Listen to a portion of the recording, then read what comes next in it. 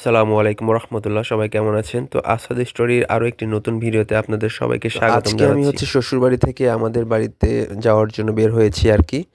তো আমি একাই যাচ্ছি, আমার ফ্যামিলি আরও 2 দিন পরে যাবে, কারণ এখানে একটু কাজ আছে। তো কাজটা শেষ করে তারপরে ওরা যাবে।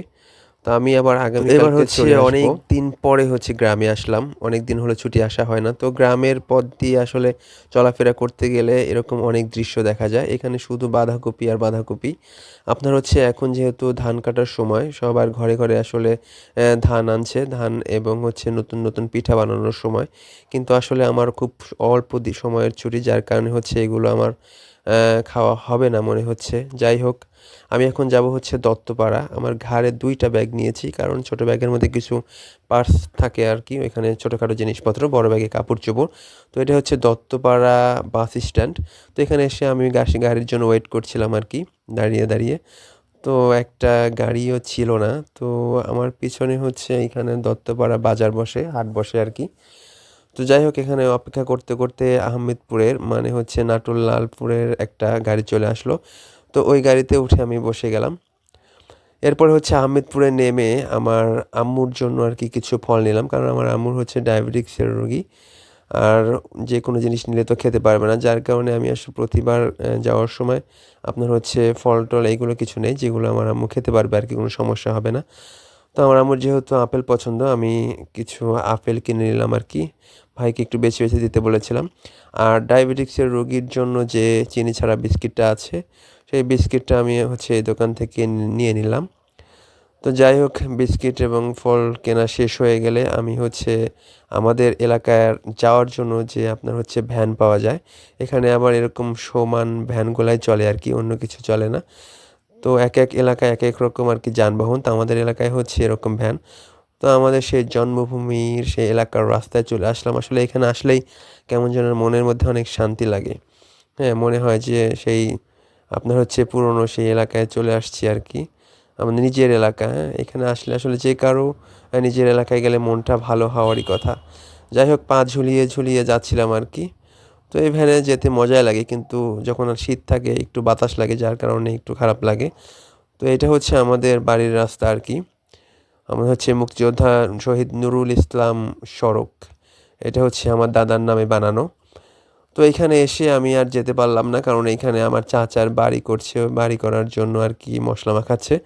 তো এই গরিবের বাড়িতে চলে আসলাম।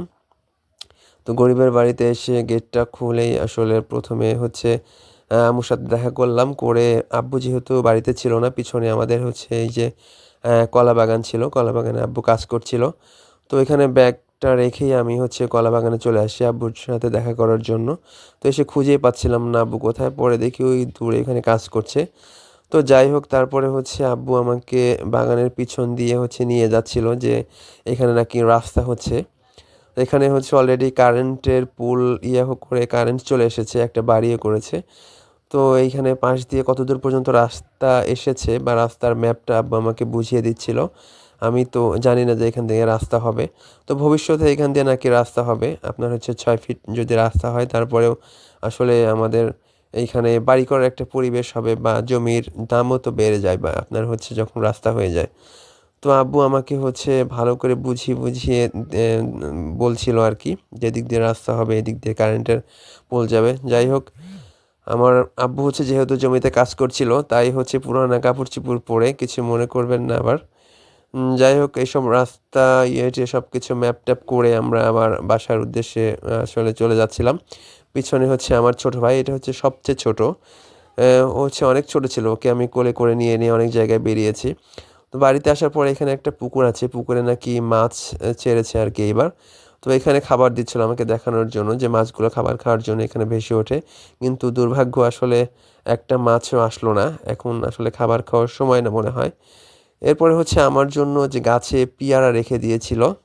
তা আমি আসবো বলে পেয়ারাগুলো গাছে আসলে রেখে দিয়েছে। একটা জায়গায় আসলে 8-10টা পেয়ারা, অনেক সুন্দর লাগছিল। একদম পেকে একদম সাদা সাদা হয়েছিল। তো আসলে নিজের হাতে পেয়ারা পেড়ে খাওয়ার মজাই আলাদা। আমিও আসলে গাছ থেকে পেড়ে খেতেই পছন্দ করি, যার কারণে আমার জন্যই আর কি রেখে দিয়েছিল। তো আমার কাকু আর কি, মেজো চাচু আমার পেয়ারা পাড়ার জন্য হেল্প করছিল আর কি। উনি ওইটা টেনে আসলে কাছে এনে দিচ্ছিল আর কি। যেহেতু আছে ময়লা আবর্জনা পড়বে বা ডাল ভেঙেও পড়তে পারে, যার কারণে আমাকে যেতে দেয়নি। তো আমি হচ্ছে এখান থেকে ভিডিও করছিলাম। আমার মেজো কাকু আর হচ্ছে আব্বু হচ্ছে পেয়ারা পাড়ছিল। তো এরপরে ওখানে টেনে এনে হচ্ছে আমার ছোটো ভাইকে বলল হচ্ছে মই এনে দিতে, যে আমি নিজের হাতে পেয়ারা খাবো। এরপরে হচ্ছে মই দিয়ে আমি উঠছিলাম, উঠতে লেগে একটা পেয়ারা ঠাস করে আসলে সানসাইডের উপর পড়েছিল। কপালটা ভালো যে মাথার উপরে পড়েনি, পড়লে তো মাথাটা একদম শেষ। যাই হোক, এরপরে হচ্ছে আমি আমার নিজের হাতে পেয়ারাগুলো একটা একটা করে ছিঁড়ছিলাম আর কি। আসলে এই ফিলিংসটা অন্যরকম। নিজের গ্রামের বাড়িতে এসে যখন একটা গাছ থেকে ফল নিজের হাতে পেড়ে খাবেন, এটার ফিলিংসটা আসলে যে এটা খেয়েছে সেই বোঝে।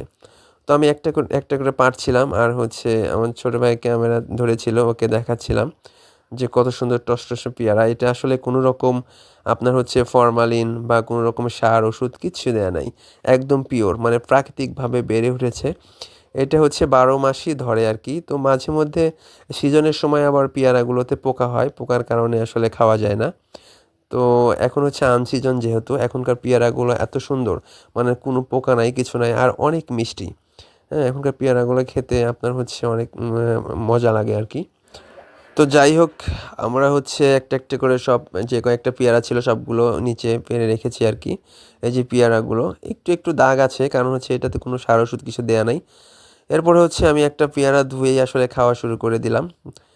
তো আজকের ভিডিওটা এ পর্যন্তই। ভিডিওটি ভালো লাগলে অবশ্যই লাইক, শেয়ার অ্যান্ড কমেন্ট করবেন। আর যারা হচ্ছে আমার ভিডিওটি নতুন দেখছেন তারা অবশ্যই ফলো দিয়ে রাখবেন। তো ভালো থাকবেন সবাই। আল্লাহ হাফেজ।